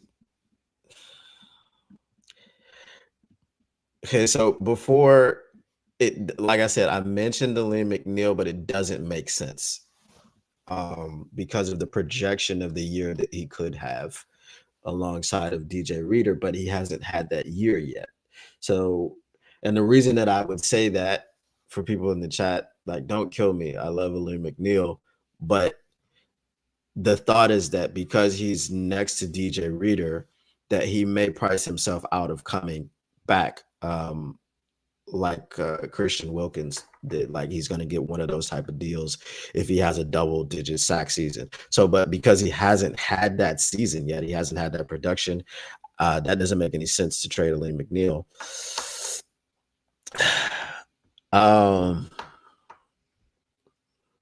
I'm not going to say the one that you're thinking. I'm not going to allow myself to say that. It's not going to come out of my mouth. I can't think of any person. If we're looking at the depth chart, we don't have any corners that we could move. We talked about the offensive linemen. We can't move any of them. We can't move Hendon Hooker because Hendon Hooker is only going to be traded on potential. We don't know what he is. Now, if you had a team that was desperate for a quarterback and they missed out on the guy that they wanted, that would be a possibility. Just like we're high on his potential. Like, oh, if he hadn't got hurt, he would have been the Heisman Trophy winner. If we look at the running backs, that's probably the only one that I can think of is Monty. Adam, hold on. Adam in here is like, Will's like trade Amon-Ra. You guys know I love Amon-Ra St. Brown. I just don't love the money he's about to get right now. That's don't trade Amon-Ra. You can't because we won't. No, the season would be you can't. Tough. Culturally, that would be terrible. Yeah. I mean, I think Montgomery is probably the only person that I could think of that would be trade bait. Now, then the other thing is that running backs have been extremely devalued. So is anyone going to trade for a running back? Yeah, I don't know. So I guess what I'm thinking here is a couple of things. Mm-hmm. Number one, the guy that you didn't want to mention. And look, I'm not the one that's bringing this stuff up. So this stuff has been kind of all over everywhere, floating everywhere. Mm-hmm. People keep bringing up Jameson Williams. Mm-hmm. And the fact that he has been slow to rise, had a pretty decent end of the season, really helped us out in the NFC Championship game to kind of get things rolling. Is he worth anything now? See, I think that's the question that no one's really tried to answer first before they just throw out a name and say, yeah, he potentially could be traded, or he should be traded, packaged up to do something to grab a different receiver. Am I against it? No, not necessarily. Doesn't mean that I don't like the guy. But if Brad Holmes was to pull something off like that, I just don't know what Jameson Williams is worth right now. You took him at 12 overall. You are not going to get a first round pick. You are not going to get a second round pick. A third round pick, potentially. Now, if you packaged him up with a pick, you could move up into the first round potentially. So my question on that then is, would that even make sense if you're now going to replace him with another rookie wide receiver? Because he seems to have gotten all the rookie stuff out of the way. You know, he had the injury, so he couldn't really play that first season, and then he had the suspension, and he's come on. And then the fact that Dan spoke so glowingly about him and how he's expecting him to really compete to be that number 2 receiver on the other side of Amon-Ra St. Brown. If you were to then trade him for an unknown commodity, would that make sense? And how high can you go to get that unknown commodity? Are you thinking of a Rome Odunze? You're definitely not getting a Marvin Harrison. Are you going to be able to get a Malik Neighbors? Like, these are the people that you're probably going to be looking to, like the people that are considered to be the upper echelon of receivers in this draft. And so if you can't get one of those guys, I don't know how it makes any sense. So, yeah, I really don't know what makes sense other than if you're going to get rid of Jameson Williams, you have to replace him with a first round talent. Right. Because you're looking at doing two things. One, you're looking at trying to replace a first round talent that Jameson Williams may not be what everyone thought that he was going to be. I don't think that he's turned out to be what Brad Holmes thought he was going to be. He's hit a few bumps in the road. He's had, a real slow to grow kind of process in the NFL. Could he bust out in his third season? He absolutely could. And, if he busts out this year, catches, 60 balls, 700 yards, 5 touchdowns, I think that would be a successful season.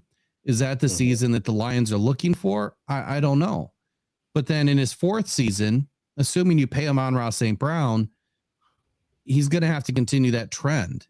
Or do you go and get that big body wide receiver in the first round and just kind of start all over with another rookie? Because you're not going to be able to pay JMO if he does, try to command any sort of a bag in his, after his fourth season. You're not going to be able to pay him too. So is it now time to just say, okay, we start over, and maybe there's a sucker out there that is willing to pay too much for JMO? And I don't mean that negatively, but look, I mean, he's probably not worth more than a third round pick because he hasn't done anything. Right. I mean, on paper, he's done hardly anything. So here's my question. Comparatively to other first round players, you know what I mean? Right. But here's my question to you then. I have two questions.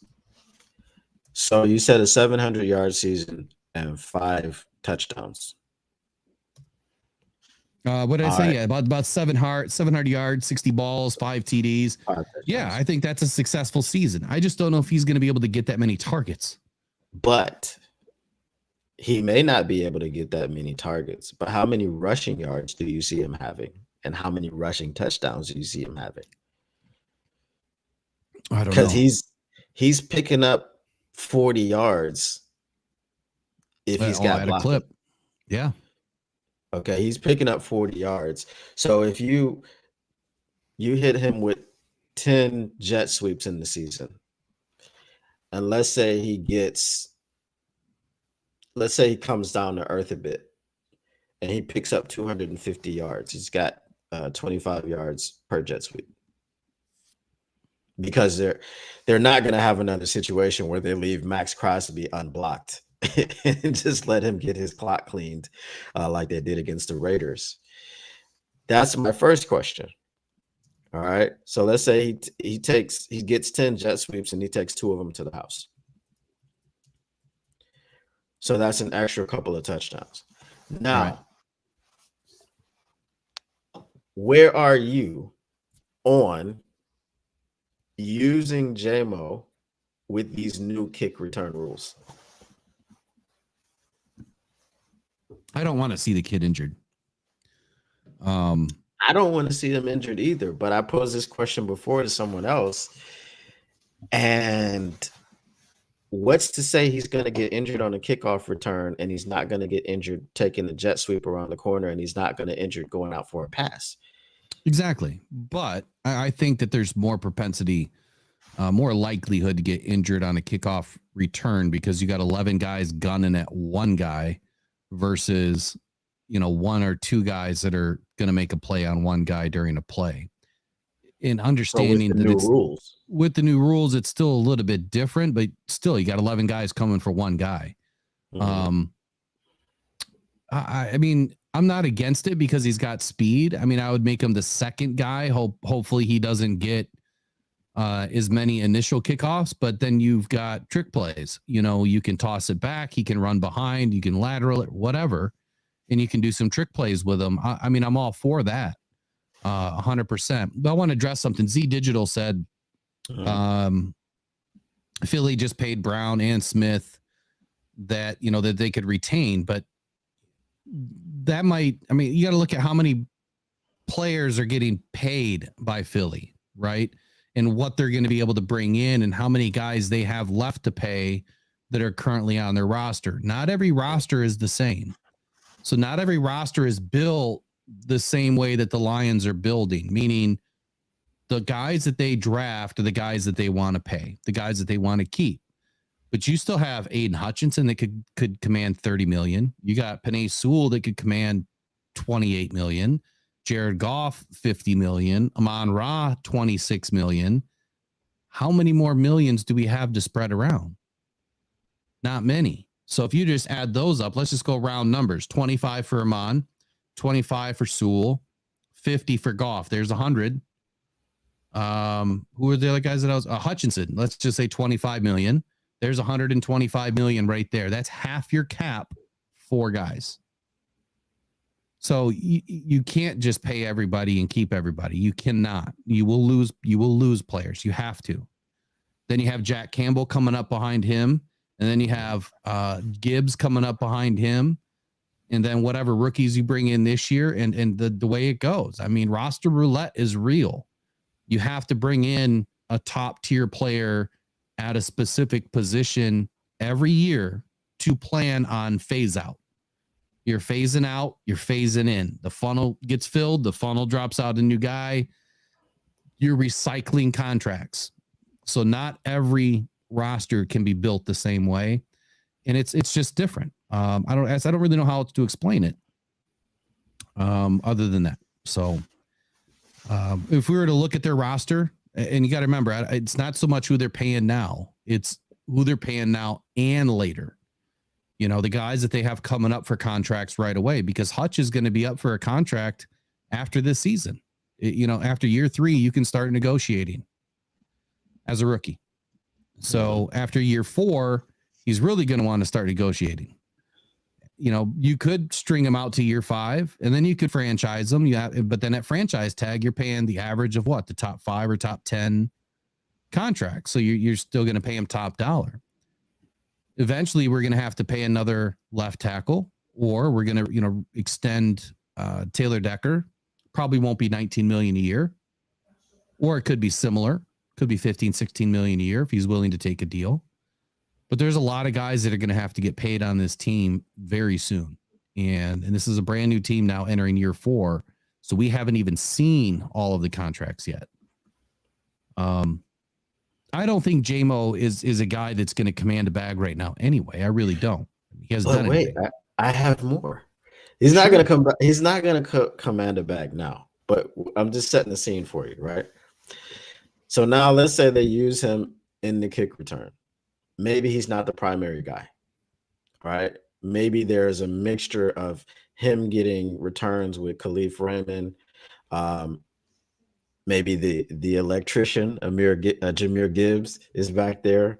All right, sometimes. But let's say J-Mo gets 20 returns. All right. And let's say out of those 20 returns, he takes 2 back. Mm-hmm. Now, your first prediction was 5 touchdowns. Receiving. Now he's at 9 total. Okay. And he has a 5th-year option. If he can give you that type of production outside of receiving, then do you have a Deebo Samuel, Brandon Ayuk type of situation where you would like to pay the 2 receivers, but are you able to? I don't know if San Francisco is going to pay Ayuk, but Ayuk is just mostly a traditional receiver. If we've got, like, now we're turning J-Mo into a Swiss Army knife. And he can I score. I think that's J-Mo's. Yeah, I think that's J-Mo's MO right now, because he hasn't been able to master the playbook. He was too much of a freelancer. He's another freelancer. Right. The guy that I had on the podcast a month ago, Adam Aniba, Washington Commanders, scout and writer, he, clearly identified J-Mo as a freelancer, and that's why he was struggling early, but he wasn't prepared. I think that this is going to be the season where we see J-Mo at his best. I think that this offseason between him and Goff is exactly what they need. So he's going to have to stay healthy. He's had injury issues, gambling issues that have kept him off the field. He can't have any of that this year. He's got to be through it all 110%. And then he's really got to come alive this season. If he doesn't, I think that he's trade bait for next year. I don't think that he would be for this year. That's just my 2 cents, but it depends on who we grab too. If we grab a wide receiver, in the 2nd or 3rd round, and they out hustle Amon-Ra, or they out hustle J-Mo, and they start getting more targets, because we have seen guys that come in, Laporta, right, that immediately hit it off with Goff. Right. I have no worries that anybody that comes in from a wide receiver's perspective will hit it off with Goff. He's done it with every receiver that has come in so far, besides J-Mo, because of the injury history. Right. So how many kick returns did we have last year? I think that there was, out of the entire league, less than 10? Very few. So I don't think that's going to change. I don't think it's going to change much. J-Mo's not big enough. Change, though. Yeah, I mean, that's why they changed it, because they're like, we need more. We had 2,000 non-plays or something like that. Yeah, I mean, I just don't see it changing a whole lot. I mean, even in the first year, I don't see it changing a whole lot as far as scores off kickoffs. But I don't think that J-Mo has the size to be a Deebo at all. He's not going to be durable enough. He doesn't have the size. Well, our Deebo is more so Amon-Ra, because he's the one that's going to line up in the backfield and he's going to run routes. Um, I thought you were likening J-Mo to Debo, though. Like that kind of a position. I can't really do that though. I mean, he's a Swiss Army knife in this scenario that I've painted, but for him to be like a Debo, Debo he runs between the tackles and things of this nature. Like if you're giving the ball to JMO, it's only on jet sweeps and things, jet sweeps and reverses. He's not running between the tackles. Now, Amon-Ra St. Brown will run between the tackles. So it's not really a perfect comparison between JMO and Debo or Brandon Ayuk and JMO. Like it's not perfect. But what I was saying with those two is that now you have a situation where Debo was paid like Amon-Ra St. Brown is about to Hey, this get is paid. Will with Rockdown Detroit Lions. Who do I got on the line? Give me 1 second. Okay. Hello? Hello? Hey, this is Will with Rockdown Detroit Lions. Who do I got on the line? Give me 1 second, Chef. Yeah, no problem. Hello? All I hear is a bunch of feedback, so I don't know what's happening there.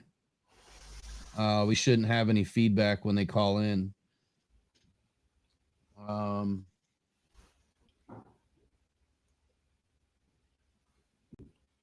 That was weird.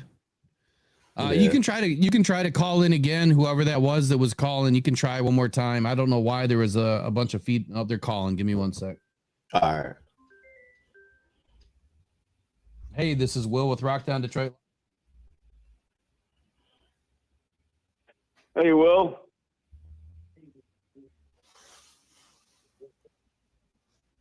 This is Jared. Okay. All right, we got Jared on the line with us tonight. Jared, thanks for calling in. What's up? Hey, how's it going? It's going good, man. How are you? Oh, I'm good. Just wanted to call in, Will. I've always wanted to call in, a.k.a. J-Rod. All right, J-Rod. So you think that Decker's going to get traded? No. No? Oh, okay. Well, what's I'm a class clown. I'm a class clown, Will. So what's on your mind tonight? What do you want to talk about? What do you think about the Lions draft?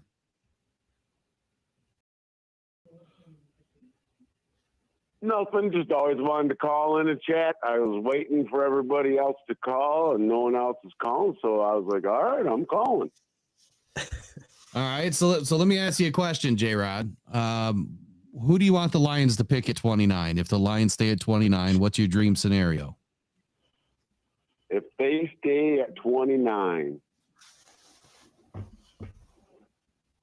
I'm shooting for D-Rob or Nealon. Darius Robinson? Yes, sir. And who was the second person? Nealand. Oh, Nealand. Marshawn Nealon? Okay. I think it'd be a bit of a reach for Nealon, but you don't have a pick until 61. So I think any players it's a good point there, right? I think any players between pick 29 and 60 are on the board for the Lions at That's 29. True. That's a scary thing to think. You might get a second round talent at pick 29. All right. So do you view the Lions as having a big need at defensive end right now? I still think we need someone else. I like Marcus Davenport, but what about his health? Yeah, he definitely had an off year last year. I mean, he's healthy right now, so we just got to hope that he stays that way. Yes, sir. So what else do you think about the draft? Are you going to be at the draft by chance? No, unfortunately, we got quite a few big projects going right now, so I'm not allowed to go anywhere. Well, I got a driveway and a patio that needs to be done. You know, if you ever want to do some excavating down here, just saying. So tell me about the rest of your draft wishes. So if the Lions were to stay at 61, we take a defensive end at 29. What do you think is the most important pick next? I still think we're trading up. Trading up to do what? And I'm hoping for DPJ. JPJ, Jackson Powers Johnson. Yeah, JPJ. I'm sorry, I said DPJ, didn't I? Yeah, Friday night. Long week. That's an easy one. That's an easy one to do. I'm not used to people calling him JPJ. I always just call him Jackson Powers Johnson. But all right. So I tell you what, yeah, I'm lighting up the poll. I just put the poll out. I had to, because you got some people that think that we should trade Goff or sell Goff down the river or not pay the guy. And so far 82% of the poll, based on 11 votes only. Come on, guys, you got to get the votes up. 82% of the poll feels that we should keep Goff around. What do you think, J-Rod? Do you think that we should keep Goff around? It's all right, man. Come on. Hey, well, you're putting me on the spot. I have to. I mean, it's okay. I mean, it's all right. You got a right to believe how you want to believe. I personally think it's a business, Will, and he's 29, and this guy has been great for us. Great for us, but it's a business. Do we pay Goff or do we pay Amon-Ra? We have Hooker. He's working with Uncle Teddy down there in Florida with J-Mo. Those two are not going anywhere. And in college, Stroud and Hooker were very comparable. So now Hooker's had a year. Okay. One second. So that's what worries me. Did you just say that J-Mo's down there working out with Teddy and Hooker? Yes. See, that's what worries me. That J-Mo's working with the wrong quarterback. He should be working with Goff. I don't think so. I think he should be working with Goff. Exactly. It's their timing that we needed to get together. Exactly. So I think that's a critical mistake by Jameson Williams in his, third season, where he needs to take a huge leap forward. Now he's getting work in. There's nothing wrong with getting work in. There's nothing wrong with staying active and working with somebody, because receivers, and quarterbacks often work with different players throughout the season. But Jared Goff is available, and when he was available in Southern California working out with Amon-Ra St. Brown, that's where I'm not saying that J-Mo didn't go there. So I don't want to start nothing like that. No. I didn't say you did. I just think that the time should be spent there. Originally he was. I'm sorry, I overtalked you. No, you're good, man. Go for it. Floor is yours. Oh, I was just going to say that Teddy is in Florida with J-Mo and Hooker. That's where they've been. Right. But I heard that some guys have been out in California with Jared, so I'm not saying that J-Mo didn't go out there as well. But I know originally it was Teddy. That's why I was saying in the chat, I kept joking around saying J-Mo's with Uncle Teddy and Hooker in Florida. So let me ask you this. What do you think about Jameson Williams' trajectory this year? Do you think that J-Mo is going to take the big step that we need? I think we could go really big. And if, we go back to the Hooker conversation in college, him and Stroud were comparable. Now, I know Hooker was hurt all last year. We didn't see him last year. Now, is there a reason for that? I think they're holding him back. He's going to have 1 year underneath the playbook. He's going to come out, and he's going to be a lights-out quarterback. Well, I'm telling you. Well, you talking about this year? I'm talking about this year. Yeah, no, that's not going to happen. I'm sorry. No. Look, J-Rod, I mean, look, let's just be honest about it. Hooker has never played in an offense in the NFL. He has not taken one snap. Now, he would essentially be a rookie this year. And there's no way that he's going to be able to step in after an ACL and do anything this year other than be a backup. He would need one more season to really learn. And it's the ACL that's holding him back. If he never hurt that ACL, then I think there could be a really good argument to say, yeah, give him a shot. And he can be totally healed. In my opinion, he can be totally healed, but we've seen it with J-Mo, and we've seen it with just about everybody else that's torn an ACL. It takes them 2 seasons to finally get back to playing health. So that's my argument. I just don't think it can happen for that reason. Yep. No, yeah. I just see differently. I'm sorry. No, you're okay. You don't have to apologize. I just don't. I just think it's a business, and we're looking for young core players. And I think he may not come out on fire, but maybe he might come out on fire. We don't know. Nobody knows. Yeah, it's true. It's true. So you think that Goff would be? I mean, Stroud, how many snaps did he take before he took his first snap in the NFL?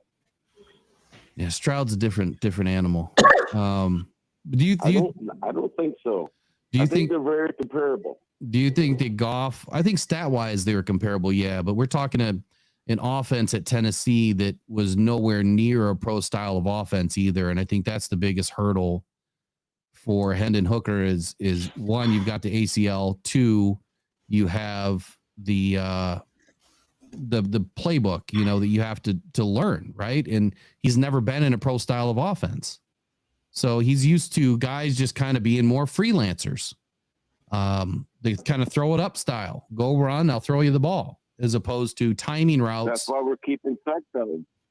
Timing routes in Ben Johnson's offense is what this offense is all about. It's all based on timing. You don't have to be the best quarterback. You don't need wheels as a quarterback. You need a good offensive line. You need a couple of good running backs, and you need to be able to hit your mark and be there on time. And it's that simple. But that's what we see. Guys have to be on time, and Jameson hasn't been on time in his routes, and that's why he was the 3rd or 4th option. And he won't be a second or first option until he gets his timing right. But we'll see. I mean, look, your argument. You really think that Jared Goff can outlead Jameson Williams on a fly route and hit him in stride? I think, yeah, he's done it. Number one. Number two, J-Mo's dropped more balls that Goff has thrown than Goff has underthrown. But Goff has also only underthrown balls when he was getting hit. You just got to go back and watch the tape. Okay. Look, if Goff stepped... No, I've watched it. I get what you're saying, but like I said, it was a business. It's a business. Well, all right. So you think... I get... So do you think that Goff would be packaged up and traded then on draft day? I would hope not, but I'm just saying, if Brad Holmes is thinking that way, which I hope he's not, like I said, I'm a Jared Goff fan. My name is Jared. That's why I say take Jared Verse too. I'll take all 3 of us. Hey, put me in the crowd. You know what I mean? How many Jareds do we have in the draft? I don't even know. You got Jared Verse. You got... Bring us all. You know what I mean? We're all go shopping at Jared too. We're crying out loud. I'm just saying it's a business. I would love to keep Jared Goff, but if they have to decide on who they're going to pay, Amon-Ra or Jared Goff. Jared Goff, thank you for your time, man. You've been awesome. But hey. Well, I gotta give you look. I gotta give you some stuff, man. I mean, I have to. I got to push back a little bit. You're not the only one that has ever had this notion of Hendon Hooker somehow leaping Jared Goff this season. But I'll tell you this: when you speak about it from a business perspective, it would make great sense. And I don't know if Chef can even hear us right now, or if he can respond. Yeah, all right, perfect. So I don't know if. Or I'm sorry, what I was saying was it would make perfect sense for Brad Holmes to get as many draft picks as he could for Jared Goff in this draft. It would make perfect sense because he's worth a ton right now, speaking of a business. But if you're trying to make it back to where we were last year and beyond, it doesn't make sense. We need to keep Jared. Well, no, it wouldn't make any sense at all. I agree. Well, I agree. Yeah. What do you think? Chef, what do you think on all this? Well, the biggest thing that I think, and Jared, I'm gonna take Chef's. I'm gonna take his comment offline with you. I appreciate you calling in tonight. Thank you.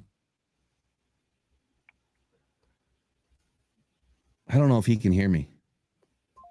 All right, go ahead. Go ahead, Chef. My biggest thing with the Hendon Hooker thing is just Hendon Hooker is the shiny new toy. I remember being a kid when Andre Ware was on this roster, and I just wanted to see someone who could run the football back. You know what I mean? Just put in the mobile guy, because I mean, like the first position that I actually played, I wanted it to be running back, obviously, but it was quarterback. Because my dad was my first coach, and he was like, "No, you should be the quarterback because you don't hit the holes." And I'm like, "Because I watched Barry Sanders, that's why I don't hit the holes." But so I was a mobile quarterback, and I'm like, I just want a mobile quarterback. I was in Atlanta when they had Vic, all great, right? My thing with Jared Goff is that it wasn't Jared Goff's fault that we didn't get to the Super Bowl. I could understand if he just played an awful game and he was just turning the ball over everywhere. And it's just like, man, get him out of here. We can't get to the Super Bowl with Jared Goff. But that's not the case.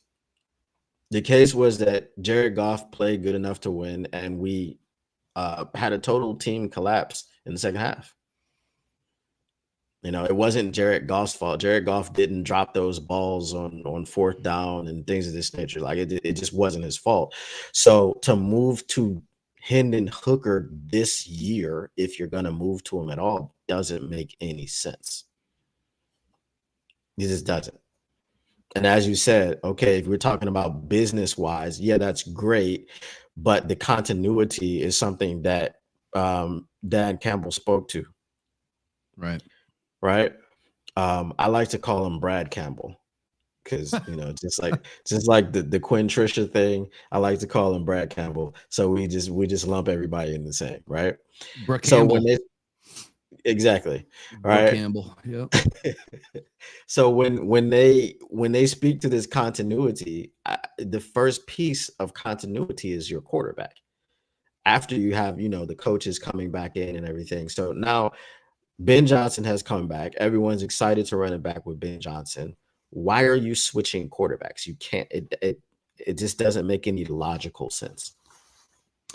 So there's a couple of things. Where was the comment?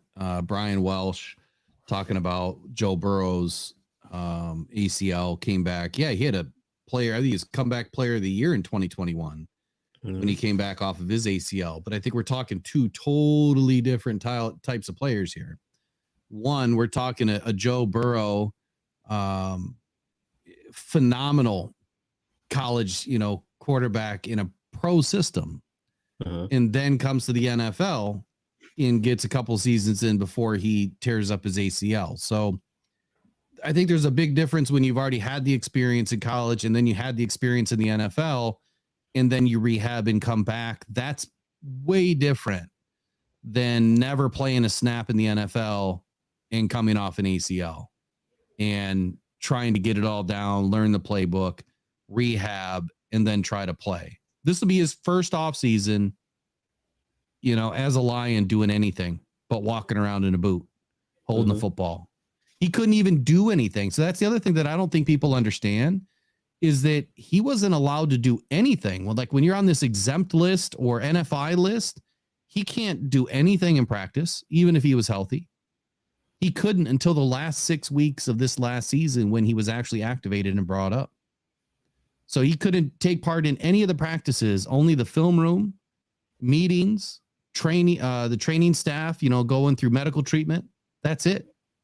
So he didn't even get on the field and really do much until the last 6 weeks of the regular season, which we know those aren't practices.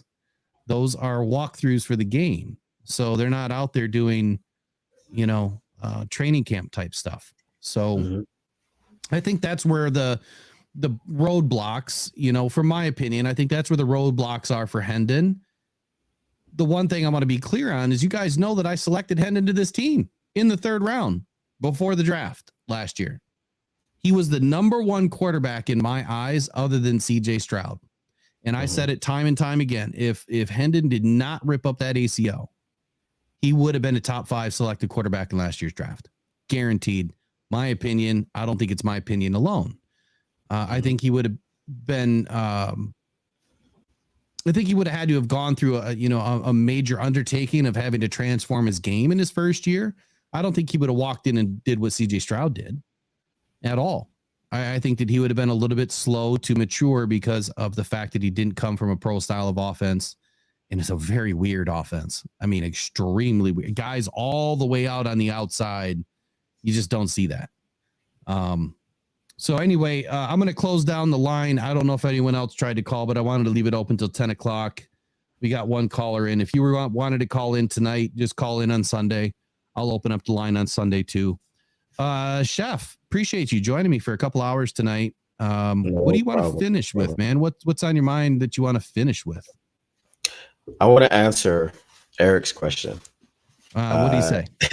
Eric said, if you could prepare any meal for the team, Dan Campbell, Brad Holmes, and the team, what would it be? It would be camel's tongue. Oh my! If you hadn't had camel's tongue, you definitely did try it. Well, I don't think any of us here in the States have had camel's tongue, but from what I understand, it is a delicacy.